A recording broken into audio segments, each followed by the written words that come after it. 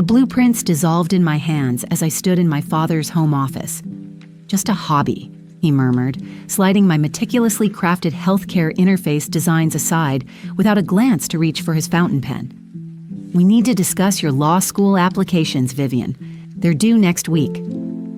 My pulse hammered in my throat as I watched 6 months of work, the platform prototype that had already caught the interest of 2 hospital administrators, dismissed without even a cursory look. Behind him, framed on the wall, hung my brother's medical school acceptance letter, illuminated by a small spotlight we'd installed specially for it. "Did you even look at it?" I asked, my voice steadier than I expected. My father glanced up, mild confusion crossing his face as if I'd spoken in a language he didn't quite understand. "This programming thing is cute, but it's not a career, not for a Whitfield." "My name is Vivian, I'm 33, and this is the story of how I built an empire in silence before revealing it to the family that never saw me." For the Whitfields, success had a precise definition. My father, Dr. Edward Whitfield, was Boston's premier cardiothoracic surgeon. My mother, Naomi, was the kind of attorney who made opposing counsel prepare for weeks before facing her in court. And my brother, Parker, was the golden child. Harvard Medical School, top of his class, following perfectly in our father's footsteps. Then there was me, the aberration, the one whose ambitions didn't fit the family blueprint, the one they guided with concerned expressions and barely concealed disappointment. I still remember the weight of that moment in my father's office, the exact second I realized I would never be able to make them see me. Not until I had something so undeniable they couldn't possibly look away, something that would force recognition on my own terms. That night, I made 2 decisions. First, I would build what I knew needed to exist, a healthcare communication platform that would prevent the kind of errors that had nearly killed my grandmother 3 times. Second, I would do it completely outside my family's awareness. Not because I wanted revenge exactly, but because I wanted to arrive fully formed, not as a work in progress they could dismiss or reshape. At Northeastern Tech, far enough from Boston that the Whitfield name carried no weight, I found oxygen. I met Olivia Marcus in an advanced coding seminar, brilliant, fearless, and just as determined to build something meaningful. We recognized each other instantly as kindred spirits. "Your family doesn't get it either?" she asked one night as we coded until 2 a.m. in the campus tech lab. "They don't try to," I replied, not looking up from my screen. "Yours?" "My uncle died because 2 departments in the same hospital couldn't communicate about his medications," she said quietly. When I told my parents I wanted to fix that, instead of going to law school, my dad asked if I was having a phase. We laughed, but there was an edge to it, the kind that comes from recognition of a shared wound. MediSync started in Olivia's garage our senior year. While classmates lined up corporate interviews, we built our prototype, surviving on ramen and determination. Her parents brought us dinner sometimes, asked questions, expressed genuine interest. Mine still thought I was finding myself in a tech support role. The few times I tried to explain what we were building, my mother would nod with the practiced patience of someone humoring a child's fantasy. "That's nice, dear, but have you considered applying to paralegal positions? Get your foot in the door while you figure things out." By graduation, we'd won a regional entrepreneurship competition. The $50,000 prize funded our incorporation and connected us with Dr. Jessica Lowe, an administrator at Chicago Memorial who became our first client. "This interface could prevent hundreds of errors," she said, reviewing our demo. "How big is your team?" "Just us," Olivia replied. Dr. Lowe looked surprised. "Well, that's about to change." She was right. We moved to Chicago, took a cramped apartment, and worked 18-hour days. I remember our first real crisis.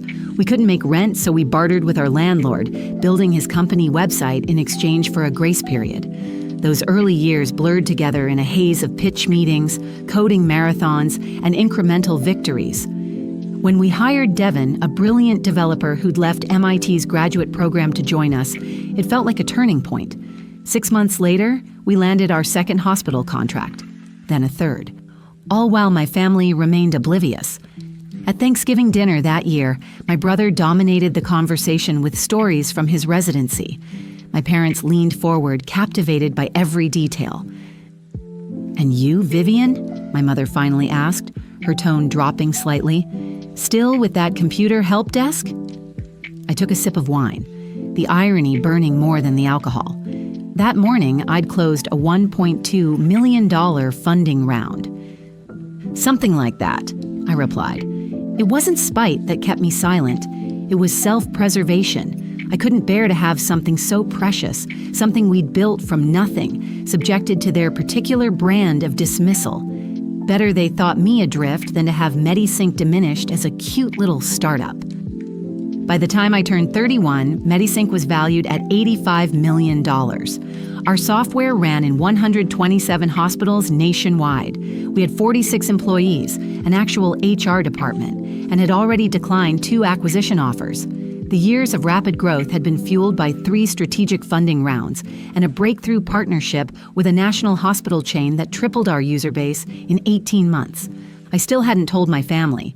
They never asked specifics, so I never volunteered them. Parker was now chief resident at Massachusetts General. My parents' Christmas cards referred to me as working in technology, deliberately vague, as if my career was too embarrassing to name. I had carefully constructed my online presence to maintain privacy, using my first name and middle initial professionally, and keeping company photos to a minimum, which protected my anonymity even as MediSync gained industry recognition. Then Rachel Calloway's email arrived in my inbox. "I'm reaching out regarding potential strategic alignment between MediSync and Horizon Health Technologies." It read, "Our preliminary analysis suggests exceptional synergy between our platforms." I stared at the name for a full minute before connecting the dots. Rachel Calloway. The same Rachel my brother had been dating for nearly a year. The same Rachel who was now apparently Horizon's Director of Strategic Acquisitions. The same Rachel who, according to my mother's latest update, would soon become my sister-in-law. I didn't respond immediately. Instead, I researched her thoroughly, confirming what I already suspected. Rachel had no idea that the founder of MediSync, the company Horizon had been tracking for months, was her boyfriend's sister. I maintained a deliberately low profile. No photos in press releases, first name only in articles. Within tech circles, I'd become something of an enigma. The ghost founder who built MediSync but avoided the spotlight. But now, with Rachel pursuing acquisition talks and my brother's engagement imminent, discovery was inevitable. The question wasn't if, but when. And more importantly, how. Would I let it happen by accident, or would I control the revelation? For the first time in years, I allowed myself to imagine their reactions. The realization that the daughter they'd dismissed as directionless had built something revolutionary. The understanding that while they'd been categorizing me as lost, I'd been finding exactly what I was meant to create. 2 weeks later, my mother called about Parker's engagement dinner. "Make sure you dress appropriately," she instructed. "Rachel's family is very accomplished. We want to present well." Translation: "Don't embarrass us with your usual practical outfits."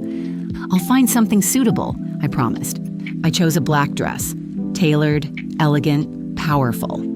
Not to prove anything, just to feel grounded in who I'd become. The restaurant was Blue Ridge, Chicago's newest Michelin-starred establishment. Glass and marble overlooking the river, white tablecloths so pristine they seemed to glow under the chandeliers. I arrived precisely on time, not early enough to help with seating arrangements, not late enough to make an entrance. Parker greeted me with his usual easy charm. "Viv, glad you made it." He introduced me to Rachel, who smiled warmly but without recognition. Why would she connect me to MediSync? In her mind, her fiancé's sister worked in basic IT support. Dinner proceeded with predictable choreography.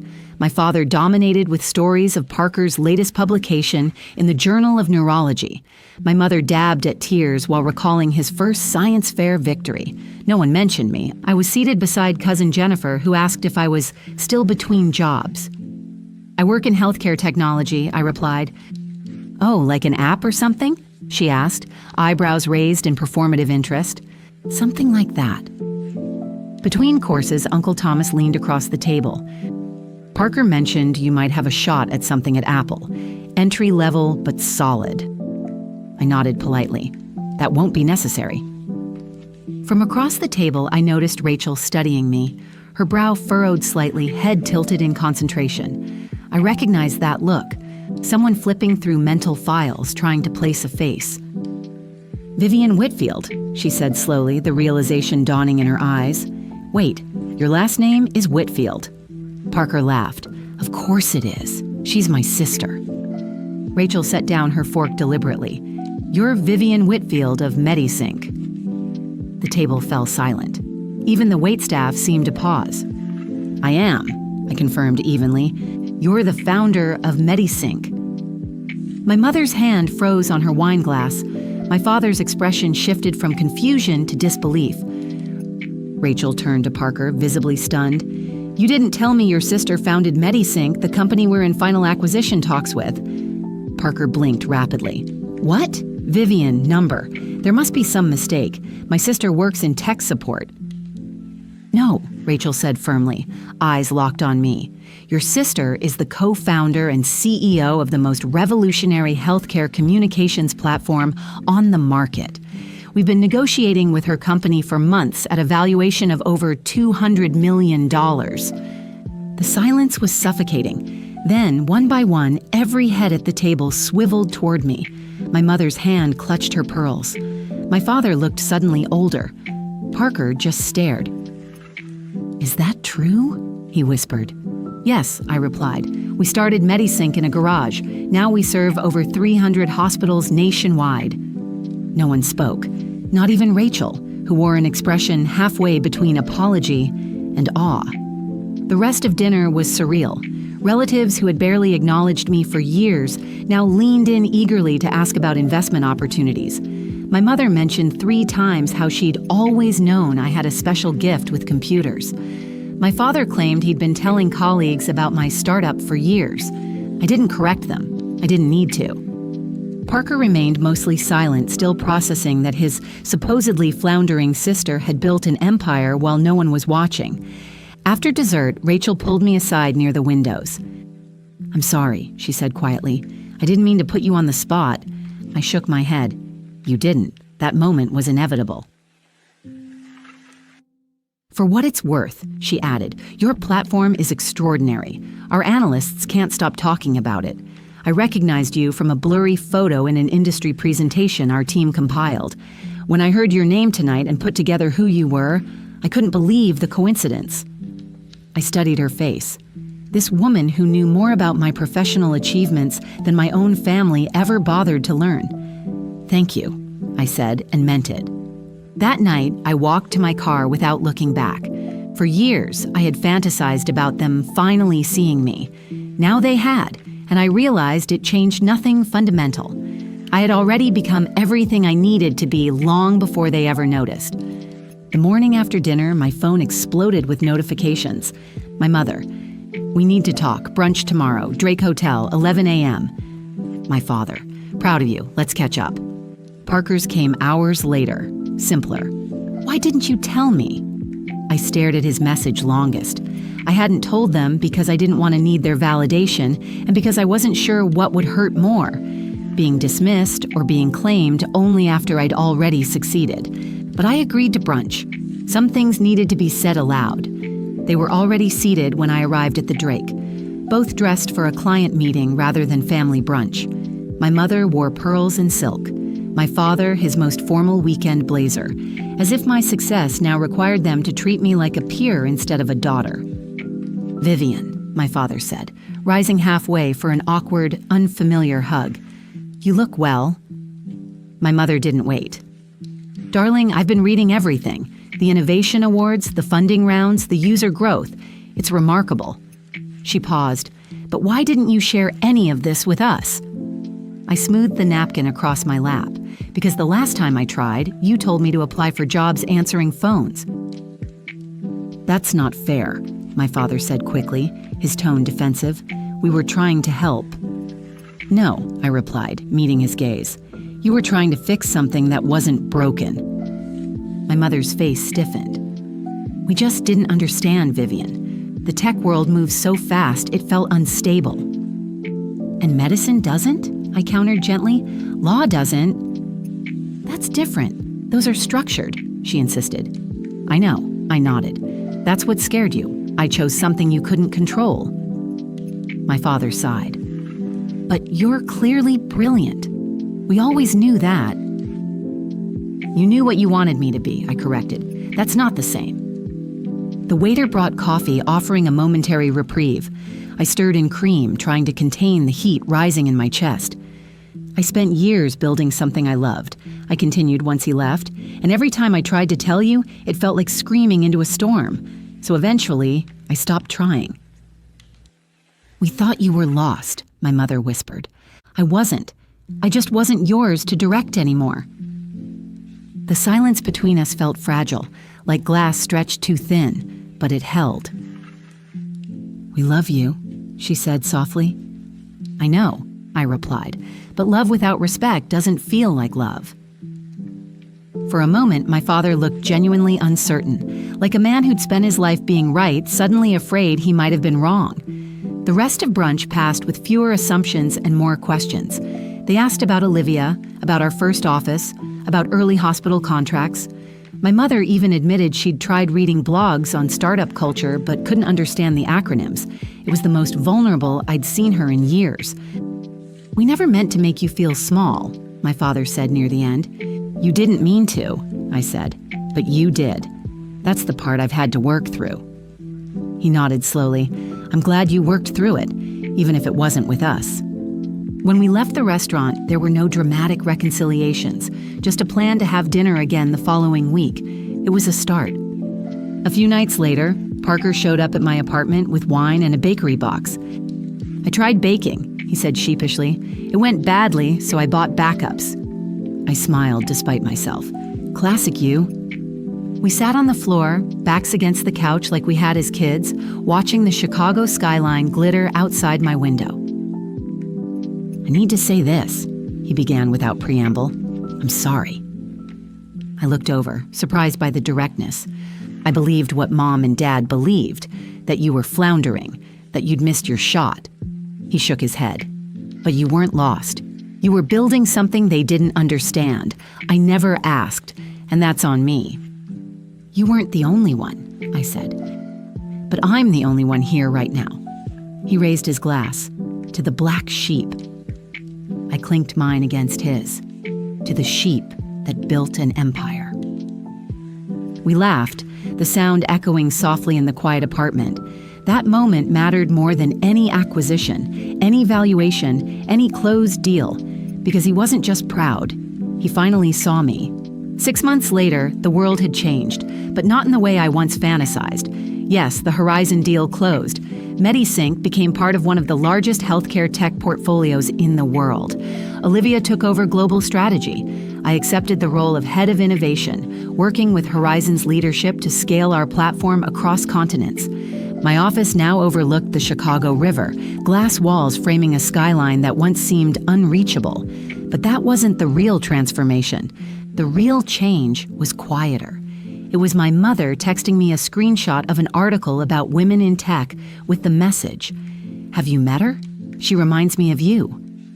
It was my father sitting through a complete product demo, nodding not because he understood every detail, but because he finally knew it mattered. It was Parker mentioning casually that he'd quoted one of my white papers during grand rounds. And it was me, no longer shrinking, hosting monthly mentorship dinners for young women in STEM, reminding them that even when no one claps, their work still counts. One afternoon, a high school student I mentored asked, "Do you ever wish they had believed in you sooner?" I considered that. Sometimes, I admitted, it would have made things easier, but it might have made me softer too. She nodded, not entirely sure what I meant. There's power in building alone, I added. It forces you to believe in yourself before anyone else does. And once you have that, no one can take it away from you. I still think about that often, because it's the truth I didn't know I was chasing all along. Recognition is sweet, but it fades. Conviction stays. That night, standing by the window of my office watching the city lights flicker below, I smiled. Not because they finally saw me, but because I never needed them to. Not really. Because real success isn't proving others wrong. It's proving yourself right and living like you believe it.